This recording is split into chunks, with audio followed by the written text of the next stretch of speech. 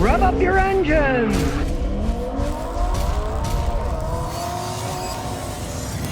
Today I'm going to show you everything you need to know about batteries and replacing a bad battery in your car. Now cold weather came, the matrix was cranking slow, so I decided to test it. I've got an $800, $900 battery tester, but this VDiag BT500 actually works pretty good. It's like a $50 tool.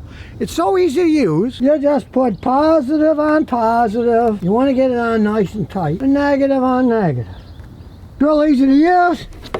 This is a car, 12 volt, in vehicle, battery test. Turn headlights on for 10 seconds and then turn them off. Surface charge, that'll give you a false reading, so 1, 2, 3, 4, 5, 6, 7, 8, 9, 10, and turn it off. We'll go by cold cranking amps, and in this case, 550, so here we go. Replace. State of health is 64%, state of charge is 52%. No surprise, because it was put in 1 of 21, which is exactly 4 years ago. You're lucky if you get 4 years out of a battery these days.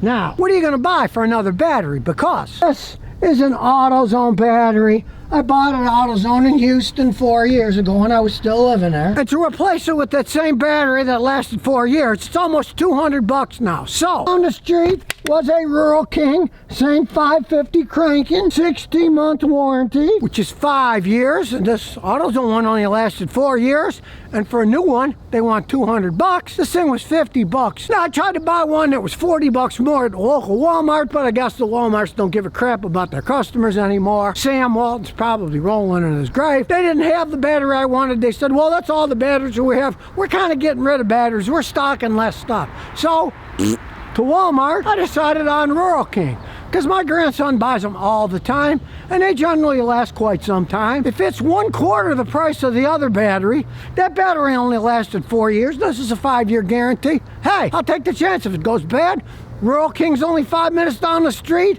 I'll just take it and get another one. It has 2 years free replacement. So this is another good reason you can buy one of these battery testers. Before I bought it, I brought this to the store. Positive on positive, negative on negative, and I tested it. Believe you me, I've been working on cars for over 57 years. I've gotten bad ones from the get-go. Used to be the auto parts stores to test them before you bought them. They don't do that anymore, so bring your own tester. Because you can test them outside the cars too. Look. Get it up here. I hate these buttons. There we go. Car, 12 volt, out of vehicle, regular flooded, cold cranking at 550. Good battery. Yeah, it's been sitting for a while outside cold, so, but good battery, 100% state of charge. I've been lazy. I bought this battery a couple weeks ago. It's been sitting in the cold, so it lost a little bit of its charge, but that shows it's a good battery. Unfortunately, when you remove the battery cables, you're going to lose your memory and everything in the car. So I'm using my little draw monitor. It's a good tool. You can buy all kinds of memory savers. They're real simple. The OBD data port, you just plug it in, and then you push smart output. There's no drain yet because the battery is still connected. But as we disconnect the battery, this will power the computer system. Like the battery, you will not lose power and have to reset everything. It's a big deal in many modern cars. All kinds of stuff. It'll idle weird. You lose all your radio settings. All kinds of crap can go. Some cars, the sunroof have to be reprogrammed in the windows. So you want to have a memory saver. So now when we remove the battery terminals, you won't lose the memory. No memory will be lost now. When we take the battery out and put a new one in. Down it goes, in goes the new one. The wires out of the way. You put the positive on first. Then we got to get this and hook it up. It's kind of a pain to get it in there, but it'll go in. Now this battery's a little taller than the other one, so we got to loosen this up a little. Of course, you want to get the terminals as tight as you can. Very nice and tight. And you want to get the hold down tight too, so the battery doesn't move around. Last thing you want is it wiggling all over the place. It's still wiggling a little, so we got to tighten it even more. You want it snug? There. Now it's not wiggling around. Now let's see if it works. Starts right up. Clock's got the right time. It didn't have to reset. Just ignore the clock on this Android pumpkin. I never even bothered setting it. I don't care. I look at the little one that's on the car. Yeah, my Spotify's working. Now that's just simple stuff, but in a modern car, it's gonna reset the idle speed. Sometimes the car won't even start, and you gotta reset the burglar alarm system. So you wanna have a memory saver when you change a battery in any modern car, or you're gonna have a pain in the butt. So now you saw how easy it is to replace a battery and do it the right way and not lose any memory. And as long as you're at it, if you got this tool, you might as well check the alternator. It's the easiest test on the battery. You just hook them up. Then we'll do car. We can do a cranking test now. See how it cranks. See if the starter and battery are good. They better be. Start the car. Well, that was good. Now we'll do a charging test. So here we go. Wait about 10 seconds. And it shows it's normal when it's under a load and under no load. So it is always a good idea to check your charging system when you change the battery. You got a battery goes bad. Hey, the alternator not be charging it enough. The battery goes bad, but then the new one's going to go bad because that alternator doesn't charge it enough. You get to check everything with a simple machine that costs like 50 bucks. You have to say this VDAG BT500 is probably the best one I've ever found in that price range. I've tested it against my expensive $900 one, and it gives almost the same exact results every time. Maybe it'll be off a few amps here or there, but it's certainly within the same range of telling you whether it's good, bad, or whether it needs recharging. If you're like me, and you're mad about the high price of batteries these days, shop around like I did. I would have gladly bought one at Walmart and paid 30 bucks more than the one I did, but hey, I went to Rural King, and man, they had the best prices. 50 bucks for a battery with a 60-month guarantee.